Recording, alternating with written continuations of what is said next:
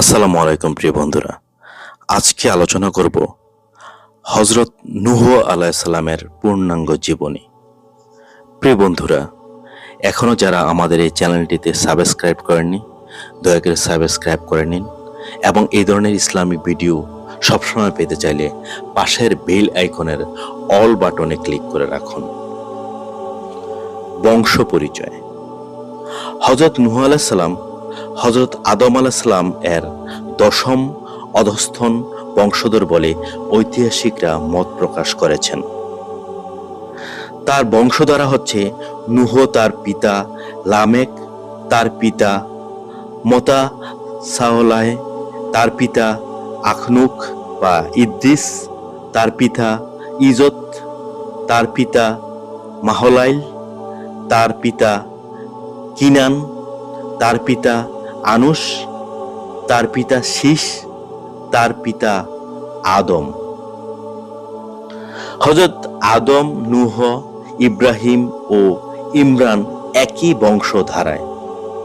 আল্লাহ পাক ইরশাদ করেন, আল্লাহ আদম, নূহ, ইব্রাহিম ও ইমরানের বংশকে দুনিয়ায় মনোনীত করেছেন। তারা পরস্পর একই বংশের। সূরা আল ইমরান আয়াত 33 থেকে 34। দাওয়াত ও তাবলীগ। হযরত ইদ্রিস আলাইহিস সালাম এর জান্নাতে চলে যাওয়ার পর 400 বছর অতিক্রান্ত হলো। এই সুদীর্ঘ সময়ের মধ্যে দুনিয়াতে আল্লাহর পক্ষ হতে আর কোনো নবী রাসূলের আগমন ঘটেনি, যার ফলে দুনিয়ায় আল্লাহ তাআলার উপাসনা করার মতো আর কোনো লোকই রইল না। সকলেই অধর্ম ও ধর্মের নামে মূর্তি পূজায় লিপ্ত হলো। এমনি অবস্থায় আল্লাহ তাআলা দুনিয়াতে হযরত নূহ আলাইহিস সালামকে প্রেরণ করেন। হযরত নূহ আলাইহিস সালাম এর আসল নাম ছিল শুকর। নূহ আল্লাহর দরবারে অত্যাধিক ক্রন্দন করতেন, এজন্যই তার নাম নূহ হয়েছিল। আরবি ভাষায় নূহ শব্দের অর্থ রোজাদাই বা ক্রন্দন করা। হযরত নূহ সম্পর্কিত বর্ণনায় আল্লাহ তাআলার পবিত্র কোরআনে ইরশাদ করেছেন, নিশ্চয়ই আমি নূহকে তার সম্প্রদায়ের প্রতি পাঠিয়েছি। তুমি স্বীয় সম্প্রদায়কে তাদের নিকট যন্ত্রণাদায়ক শাস্তি উপনীত হওয়ার পূর্বেই ভয় প্রদর্শন করো। আল্লাহ তাআলা ইরশাদ করেন, আর আমি নূহকে তার সম্প্রদায়ের প্রতি পাঠিয়েছি। তিনি তাদের মাঝে অবস্থান করেন 50 কম 1000 বছর। হযরত নূহ আলাইহিস সালাম 50 কম 1000 বছর যাবৎ দুনিয়াতে অবস্থান করেছিলেন। তার এই সুদীর্ঘ জীবনে তিনি নিজ সম্প্রদায়কে সৎ পথে আনার জন্য আপ্রাণ চেষ্টা করেন। মাত্র 40 জন পুরুষ এবং 40 জন স্ত্রীলোক তার প্রচারিত সত্য ধর্ম গ্রহণ করেছিল। তাছাড়া অন্যান্য সকলেই তাকে পাগল বলে ঠাট্টা বিদ্রূপ করে নানাভাবে তার প্রতি অত্যাচার করত। আল্লাহ তাআলার নির্দেশে হযরত নূহ আলাইহিস সালাম প্রতিদিন পর্বত চূড়া আরোহণ করে মানুষকে আল্লাহর প্রতি আহ্বান করে উচ্চ স্বরে বলেন, আল্লাহ ব্যতীত আর কোনো ইলাহ নেই, আমি আল্লাহর রাসূল। আল্লাহর হুকুমে হযরত নূহ আলাইহিস সালাম এর আহ্বান দুনিয়ার পূর্ব থেকে পশ্চিম প্রান্ত পর্যন্ত পৌঁছে যেত। কালেমার আহ্বানে অভিশপ্তের দল কানে আঙ্গুল দিত। অনেক কাফের আবার কাপড়ে মুখ লাগাত। কোনো কাফের কালেমা শুনে দৌড়ে পালিয়ে যেত। কাফেরদেরকে আল্লাহর দিকে ডাকলে তাদের কেউ কেউ নূহ আলাইহিস সালামের সাথে সৌজন্য বর্জিত আচরণ করত, এমনকি দৈহিক নির্যাতন করত। আঘাত করতে করতে তাকে অজ্ঞান করে ফেলত। জ্ঞান ফিরলে তিনি পুনরায় উচ্চস্বরে বলতেন, হে লোকেরা, তোমরা বলো আল্লাহ এক, একক, তার কোনো শরীক নেই, আর নূহ তার সত্য রাসূল। একদিনের ঘটনা, কাফেররা হযরত নূহ আলাইহিস সালামের গলায় রশি দিয়ে টানতে থাকে, ফলে 3 দিন পর্যন্ত তিনি চৈতন্যহীন অবস্থায় থাকেন। এ সত্ত্বেও আল্লাহর সন্তুষ্টির জন্য দুঃখ, কষ্ট, নির্যাতন সহ্য করেও তিনি লোকদেরকে আল্লাহর দিকে আহ্বান জানাতেন। এ অবস্থায় তারা যখন তার আহ্বান বারবার প্রত্যাখ্যান করতে লাগলো, তখন নূহ আলাইহিস সালাম আল্লাহর দরবারে নিবেদন করেন, বলল, হে রব, আমি আমার সম্প্রদায়কে রাত দিন আহ্বান করেছি, কিন্তু আমার আহ্বানে তারা আরো বেশি করে পালাতে থাকে। একদিন হযরত নূহ আলাইহিস সালাম নিজ সম্প্রদায়ের লোকদেরকে আল্লাহর প্রতি ডাকেন। তার আহ্বান শুনে কাফেররা ক্ষিপ্ত হয়ে তাকে এমন নির্দয়ভাবে মারধর করে যে তার পরিধানের বস্ত্র রক্তাক্ত হয়ে যায়। এ অবস্থায় তার কাফের স্ত্রী এসে কাফেরদেরকে লক্ষ্য করে বলে, হে লোকেরা, তোমরা তাকে এতটা মেরো না, কেননা সে পাগল হয়ে পাগলামির কারণেই বলে। সে না কিছু জানে আর না বুঝে। স্ত্রীর এই হেন বেয়াদবিপূর্ণ উক্তি শুনে নূহ আলাইহিস সালাম আকাশের পানে মুখ তুলে আল্লাহর নিকট ফরিয়াদ জানান। তার ফরিয়াদ কালাম পাকে এভাবে বর্ণিত হয়েছে, নূহ ডেকে বলল, হে রব, আমি পরাজিত হয়েছি, সুতরাং তুমি প্রতিশোধ গ্রহণ করো। সাথে সাথে হযরত জিবরাইল আলাইহিস সালাম এসে বলেন, হে নূহ, আপনি দোয়া করুন, আপনার দোয়া আল্লাহর দরবারে কবুল হবে। এই কাফের সম্প্রদায় কখনো আপনার প্রতি ঈমান আনবে না। সাথে সাথে তিনি হযরত নূহ আলাইহিস সালামকে গাছ লাগাতে বলেন। আরেক বর্ণনায় আছে, হযরত জিবরাইল আলাইহিস সালাম জান্নাতের গাছ হতে একটি ডাল এনে দেন। হযরত নূহ আলাইহিস সালাম সেই ডালটি রোপণ করেন। 40 বছরে সেই গাছ 600 গজ লম্বা এবং 400 গজ চওড়া হয়। এই 40 বছর নূহ আলাইহিস সালাম এর জাতির কাফেরদের স্ত্রীরা সম্পূর্ণ বন্ধ্যা ছিল, তাদের কোনো সন্তান জন্মগ্রহণ করেনি এবং তাদের বংশ বৃদ্ধির ধারা সম্পূর্ণ রুদ্ধ হয়ে থাকে। অবশিষ্ট সব আল্লাহর আযাবে ধ্বংস হয়ে যায়।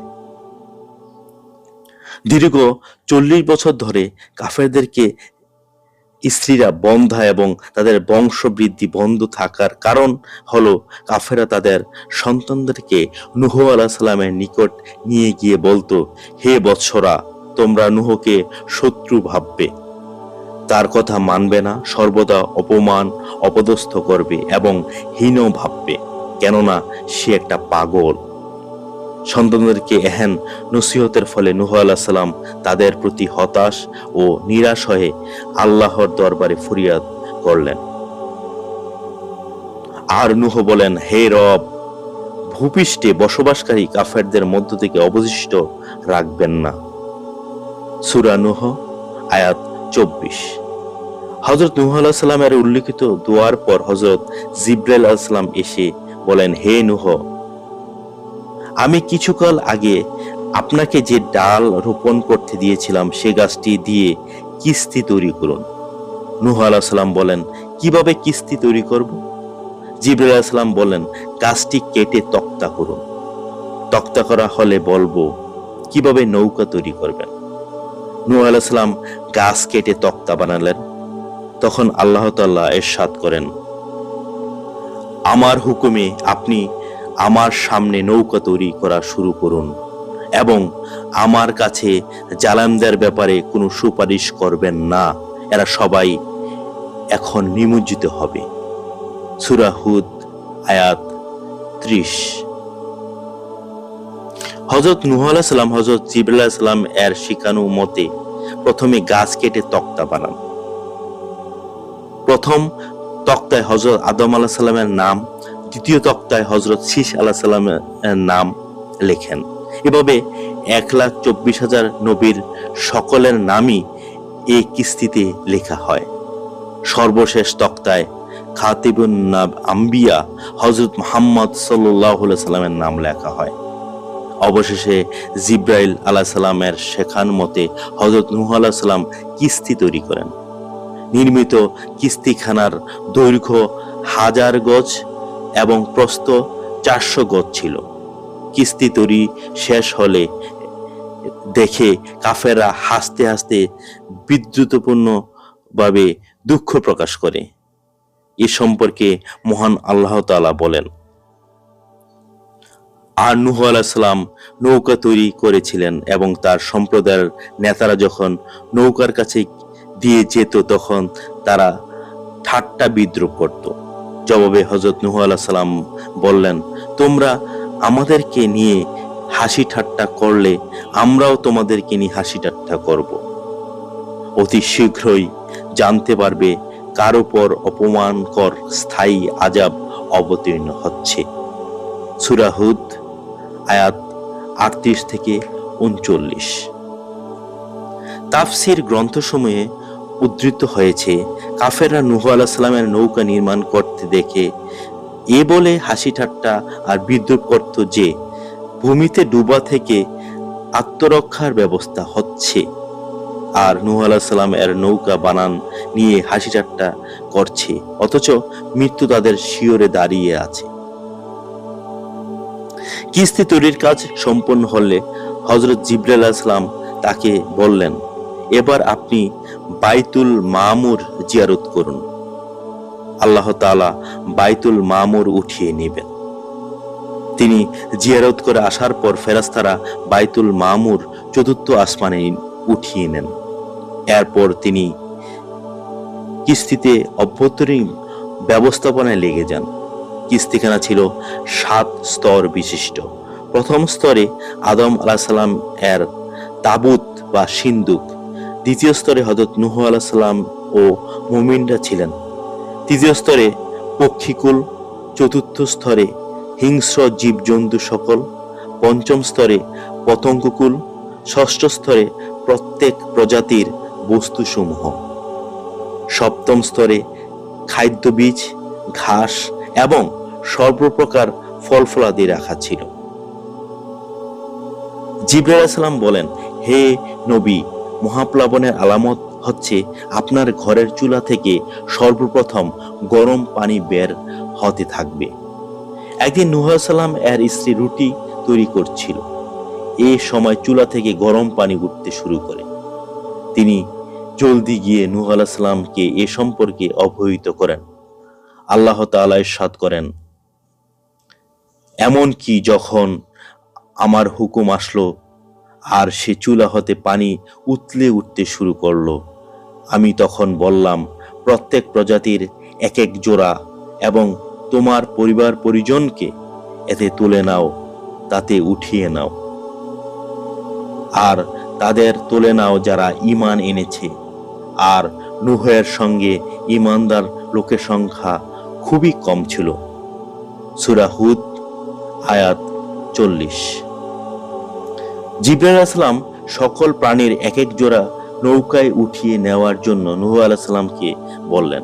এতে নূহ আলাইহিস সালাম বিব্রত বোধ করে বললেন, বিভিন্ন প্রাণী দুনিয়ার প্রান্তে রয়েছে, সবগুলো কেমন করে একত্র করব?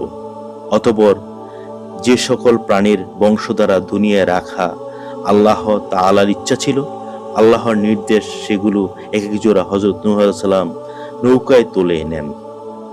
তার পরিবারস্থ যাদের সম্পর্কে আল্লাহর সিদ্ধান্ত চূড়ান্ত হয়ে গেছে তারা ব্যতীত আর সকলেই নৌকায় আরোহণ করে। নূহ আলাইহিস সালাম এর স্ত্রী এবং এক পুত্র প্লাবনের পানিতে ডুবে মরে। তার 3 পুত্র নৌকায় আরোহণের ফলে বেঁচে যায়।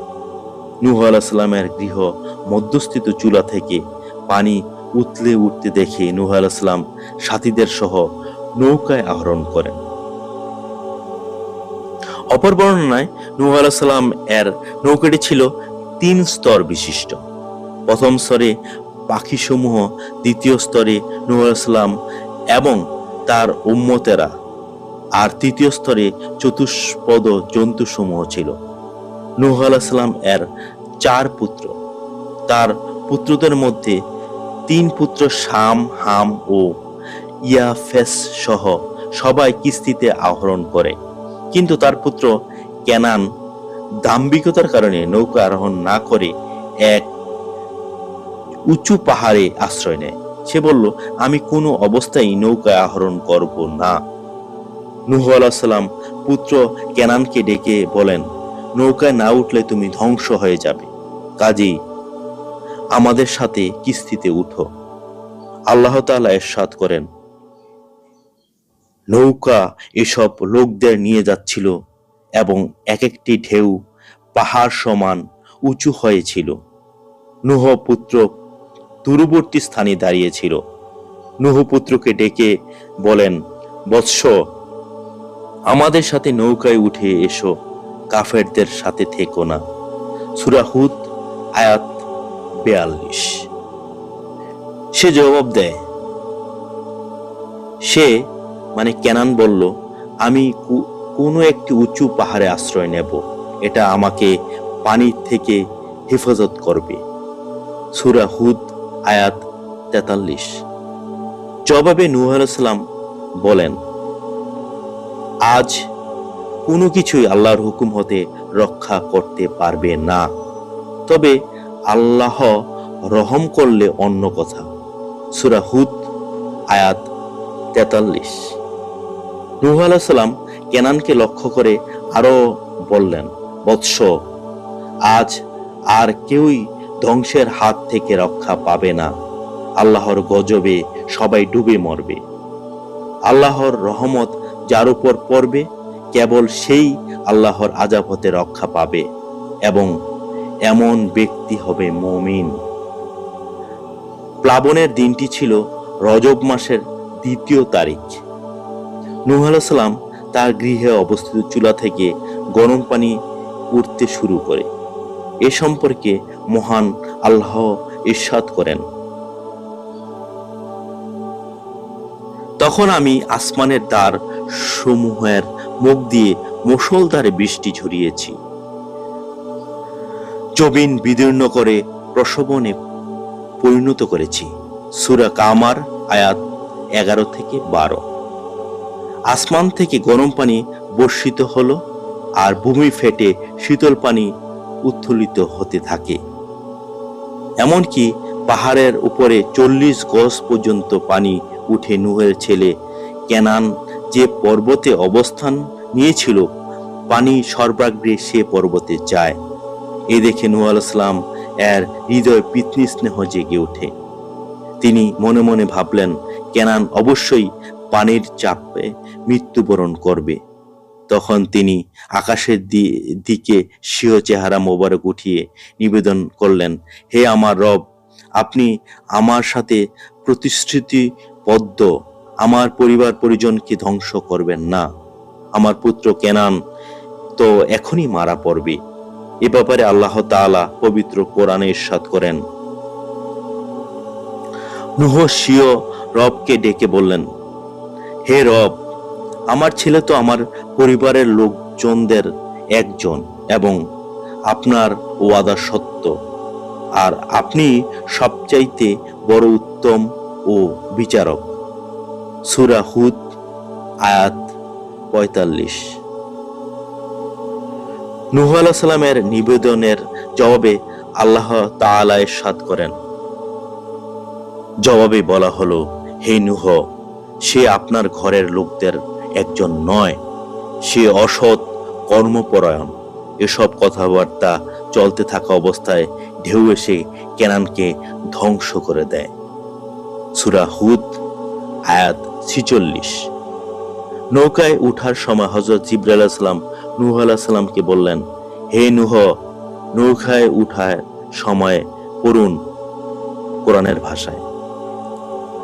আর নূহ বললেন, তোমরা এটিতে চড়ে বসো, আল্লাহর নামই সেটির চলা এবং থেমে থাকা।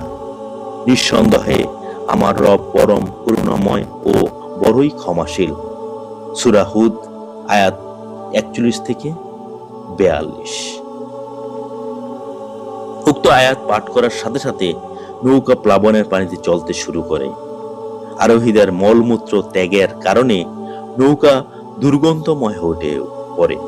হযরত নূহ আলাইহিস সালাম আল্লাহর নিকট আবেদন করলেন। প্রত্যাদেশ হলো, হে নূহ, হাতির চেহারায় হাত বুলান। আল্লাহ পাকের নির্দেশে হাতির চেহারায় হাত বুলালে আল্লাহর কুদরতে হাতির নাসিকা থেকে দুটি শূকর জন্ম নেয়। শূকর দুটি নৌকায় মধ্যস্থ সব মলমূত্র সাবার করে সাফ করে ফেলে। এই দৃশ্য দেখে পাপিষ্ঠ ইবলিস শূকরের চেহারায় হাত বুলালে তার নাক থেকে দুটি ইঁদুর জন্ম নেয়। নূহ আলাইহিস সালাম ইবলিসকে বলেন, হে অভিশপ্ত ইবলিস, কে তোকে এই নৌকাতে উঠিয়েছে? সে বলল, আপনি যখন কেনানকে বলেছিলেন শয়তান উঠ, আমি তখনই নৌকায় উঠে পড়ি। আমি জানতাম আপনি আমাকে ছাড়া আর কাউকে শয়তান বলেননি, সুতরাং তাতেই আমি নৌকায় আহরণ করি। ইঁদুর দুটি নৌকায় বিভিন্ন স্থানে ছিদ্র করতে আরম্ভ করলে হযরত নূহ আলাইহিস সালাম আল্লাহর দরবারে ফরিয়াদ জানান। তার ফরিয়াদে জিবরাইল আলাইহিস সালাম এসে বললেন, আপনি বাঘের চেহারায় হাত বুলান। জিবরাইল আলাইহিস সালাম এর কথা অনুসারে বাঘের চেহারায় হাত বুলাতেই তার নাক হতে দুটি বিড়াল জন্ম নেয়। বিড়াল দুটি নৌকায় সব ইঁদুর খেয়ে ফেলে। সেদিন থেকেই বিড়াল আর ইঁদুরের শত্রুতা চলে আসছে। হযরত নূহ আলাইহিস সালাম 2রা রজব থেকে মুহররমের 10 তারিখ পর্যন্ত মোট 6 মাস 8 দিন কিস্তিতে অবস্থান করেন। এরপর আল্লাহ তাআলা ইরশাদ করেন,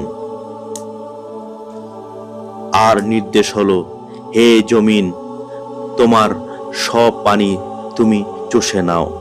এবং আকাশকে নির্দেশ করা হলো, হে আকাশ, থামো। তখন পানি জমিনে বসে যায়, যা ঘটার তা ঘটে গেল। নৌকা জুদি পর্বত গাত্রে এসে ভিড়ল, আর বলে দেওয়া হলো, জালেম সম্প্রদায় দূর হয়ে গেল। সূরা হুদ আয়াত 44। একাধারে 40 দিন পর্যন্ত অবিরাম আকাশ থেকে পানি বর্ষিত হতে থাকে এবং ভূমি থেকে উত্থিত হতে থাকে। 6 মাস পর জুদি পর্বতের চূড়ায় পানি কিছুটা কমে এবং নৌকা জুদি পর্বতে ভিড়ে। জুদি পর্বত, যেটা সিরিয়ায় অবস্থিত। হযরত জিবরাইল আলাইহিস সালাম এসে পানির জন্য 60টি পথ বানিয়ে দেন। এবার নহর দিয়ে সব পানি সমুদ্রে গিয়ে পতিত হয়। সামান্য যা কিছু অবশিষ্ট থাকে তাও ভূমি চষে নেয়। নূহ আলাইহিস সালাম নৌকা থেকে বের হয়ে পানকৌড়িকে জমিনে প্রেরণ করেন। পানি না থাকায় সেটি জমিনে থাকতে না পেরে ফিরে আসে। নূহ আলাইহিস সালাম তার জন্য দোয়া করেন। জমিনে শুকিয়ে এমন হয়েছে যে তাতে এক ফোঁটা পানি অবশিষ্ট ছিল না। অথচ কদিন পূর্বেও নৌকা হেজাজ ভূমিতে প্রবেশ করে 70 বার বাইতুল্লাহ শরীফে তাওয়াফ করে সিরিয়ায় ফিরে গিয়ে জুদি পর্বত গাত্রে অবস্থান নেয়। নৌকা পর্বত গাত্রে ভিড়লে নূহ আলাইহিস সালাম জমিনের পানির পরিমাণ জানার জন্য একটি পাখি পাঠান। পাখি জমিনে নেমে দানা বীজ খেতে শুরু করেন। পানির খবর দেওয়ার কথা বেমালুন ভুলে যায়। এতে আল্লাহর অসন্তুষ্ট হয়ে তার উড়ার ক্ষমতা বিনষ্ট করে দেন। অতঃপর হযরত নূহ আলাইহিস সালাম কবুতরকে পাঠান, যেটি জমিনের এক জায়গায় গিয়ে বসে এবং স্বীয় পায়ে লাল রং মেখে নৌকায় ফিরে আসে। হযরত নূহ আলাইহিস সালাম কবুতরের আনুগত্যে সন্তুষ্ট হয়ে তার জন্য দোয়া করেন, যাতে মানুষ চিরকাল কবুতরকে আদর করে। এবার তিনি নৌকার সকল সঙ্গী সাথীদেরকে জমিনে অবতরণ করান। এ সময় আল্লাহ হুকুম করেন, হে নূহ, যত বীজ ও বৃক্ষমূল আছে সব জমিনে বুনন ও রোপণ করে দিন। তাই করা হলো। তার নিকট আঙ্গুলের বীজ বা শিকড় ছাড়া অন্য সব গাছগাছালি ও ফল ফলাদির বীজ শিকড় ছিল। হযরত নূহ আলাইহিস সালাম আঙ্গুর বীজ বা শিকড় কোনোটাই না পেয়ে আল্লাহর নিকট নিবেদন করলেন। আওয়াজ হলো, অভিশপ্ত ইবলিস আঙ্গুর গাছের শিকড় চুরি করেছে। ইবলিসকে আঙ্গুর গাছের শিকড় আনতে বলা হলো। কিন্তু সে তা আনতে অস্বীকার করে। নূহ আলাইহিস সালাম বললেন, আল্লাহ তাআলা আমাকে জানিয়ে দিয়েছেন যে তুই তা চুরি করেছিস। এবার অভিশপ্ত ইবলিস বলল, আমি এ শর্তে আনতে পারি যে গাছ লাগানোর পরে একবার পানি আপনি দিবেন আর 3 বার আমি দেব। নূহ আলাইহিস সালাম তার এ শর্ত মেনে নিলে অভিশপ্ত ইবলিস আঙ্গুর গাছের শিকড় এনে দেয়। নূহ আলাইহিস সালাম সেটি ভূমিতে রোপণ করেন। শর্তানুসারে নূহ আলাইহিস সালাম একবার পানি দেয় আর ইবলিস 3 বার পানির পরিবর্তে শিয়াল, বাঘ ও শূকরের রক্ত এনে আঙ্গুর গাছের শিকড়ে ঢেলে দেয়। আঙ্গুর খেতে যে মিষ্টি লাগে তা নূহ আলাইহিস সালামের পানি দেওয়ার ফলে, আর আঙ্গুর থেকে যে মদ তৈরি হয় তা অভিশপ্ত শয়তানের কুকর্মের কুফল। তাই মদ্যপায়ীর মেজাজ পর্যায়ক্রমে শিয়ালের, বাঘের ও শূকরের রূপ ধারণ করে, কেননা মদ্যপায়ী নেশাগ্রস্ত অবস্থায় কাউকে দেখে না, কিছু বুঝেও না, শোনেও না। আর এটা সর্বস্বীকৃত যে প্রত্যেক বস্তুর মাঝে সেটার মূলের প্রভাব প্রতিফলিত হয়ে থাকে।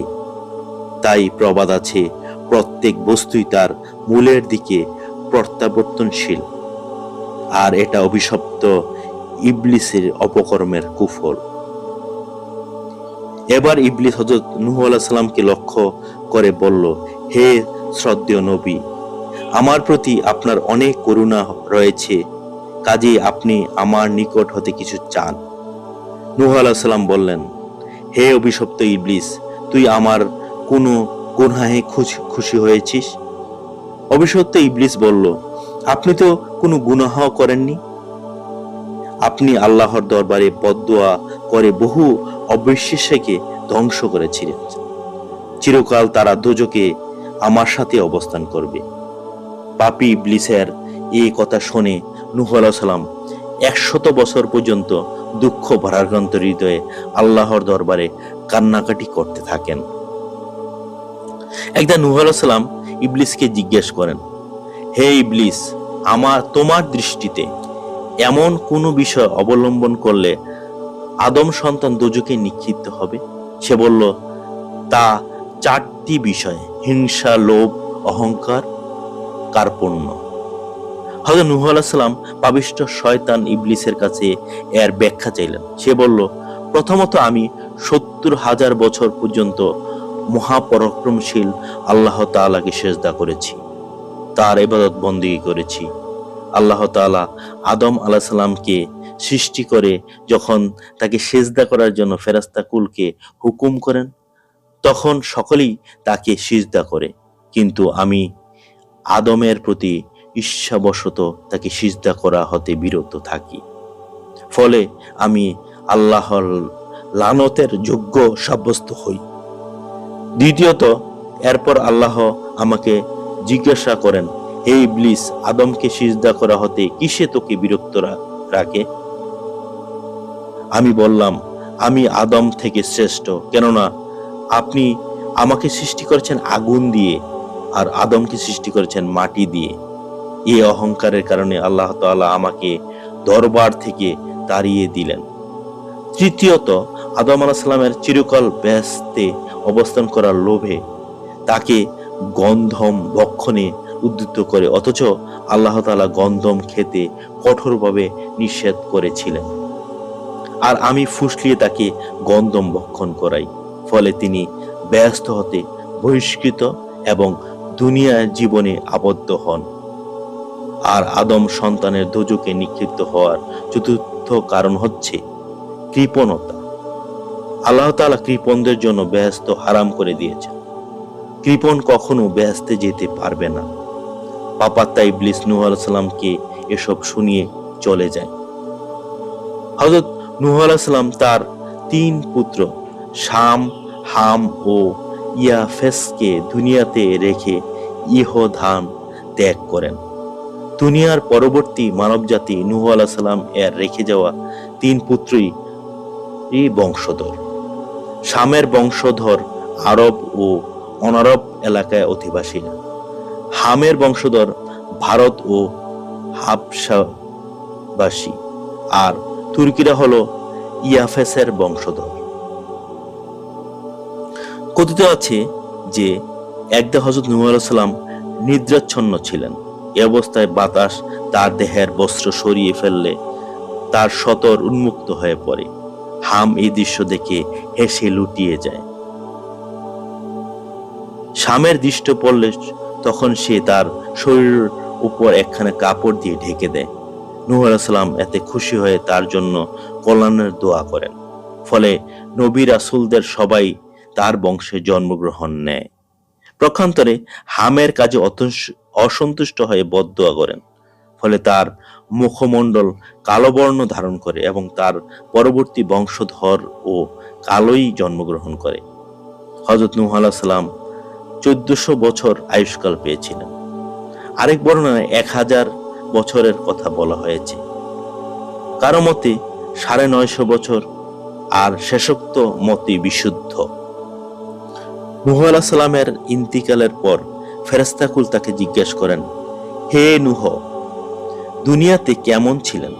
জবাবে তিনি বলেন, মনে হয়েছে যেন এক দরজা দিয়ে ঢুকেছি, অন্য দরজা দিয়ে বেরিয়ে এসেছি। নূহ আলাইহিস সালামের পুত্র শামের বংশধরের কুফায়, ইয়ামানে, হেজাজে ও শাম দেশে ও পাশ্চাত্যে গিয়ে বসবাস করতে শুরু করে। হামের বংশধররা ভারতে এসে বসবাস করা শুরু করে। এভাবে তারা নগর বন্দর গড়ে তোলে। আর তুর্কিস্তানে গিয়ে বসবাস শুরু করে ইয়াফেসের বংশধররা, এবং তারা নগর বন্দর গড়ে তোলে। হামের বংশধরদের দিয়ে সারা দুনিয়া আবাদ হয়। পাপিষ্ঠ ইবলিস ভারতে এসে লোকদেরকে মূর্তি পূজা শিক্ষা দেয়। এরপর তুর্কিস্তানে গিয়ে সেখানকার অধিবাসীদেরকেও অভিশপ্ত ইবলিস মূর্তি পূজা শিখায়। অবশেষে আরব দুনিয়ার অধিবাসীদেরকেও অভিশপ্ত ইবলিস মূর্তি পূজা শিখায়। জোরহাম নামে এক বাদশা ছিল 400 গজ লম্বা। সমগ্র আরব দুনিয়া তার অনুগত ছিল। কারো কারো মতে তার নাম হাজরা মাউত। সে তথায় গৃহাদি, বাগবাগিচা এবং নহর ইত্যাদি বানিয়েছিল। বীরত্বের শক্তিমত্তায় তার সমকক্ষ আরব জগতে আর কেউ ছিল না। মহাপ্লাবনের পর সুদীর্ঘ 700 বছর আরবে বসবাসরত নূহ আলাইহিস সালামের অধস্তন বংশধরদের কেউ মৃত্যুবরণ করেনি। ফলে তারা সবাই মৃত্যুর কথা ভুলে গিয়েছিল। আরব জাহান তাদের দিয়ে আবাদ হয়েছিল। ইতিমধ্যে অভিশপ্ত ইবলিস সেখানে গিয়ে হাজির হয়। একদিন এ জাহেল সম্প্রদায়কে জিজ্ঞাসা করে, তোমরা কার পূজা করো? তারা উত্তরে বলে, কার পূজা করছি তা আমরা জানি না। পাপাত্তা ইবলিস বলে, তোমাদের বাপদাদা কিভাবে কার পূজা করত তা আমি তোমাদেরকে বলে দেব। তদনুসারে সে মূর্খ সম্প্রদায়ের কয়েকজনকে সাথে নিয়ে ভারতে আসে এবং তাদেরকে ভারতে প্রচলিত মূর্তি পূজা শেখায়। তারা খান থেকে 5টি প্রতিমা সঙ্গে নিয়ে নিজেদের দেশে ফিরে আসে। কোরআনে পাকে বর্ণিত বা ইরশাদ হচ্ছে, আর যারা বলছিল তোমরা তোমাদের উপাস্য দেবতারকে পরিত্যাগ করো না এবং ওয়াজ, সুয়া, ইয়াগুস, ইয়াউক ও নাসর ঠাকুরকে ত্যাগ করো না। পাপিষ্ঠ ইবলিসের এই প্রতারণার জালে আবদ্ধ হয়ে তাদের সকলেই উল্লিখিত প্রতিমাসমূহের পূজা করতে শুরু করে। ফলে সারা দুনিয়া এভাবেই মূর্তি পূজায় ছেয়ে যায়।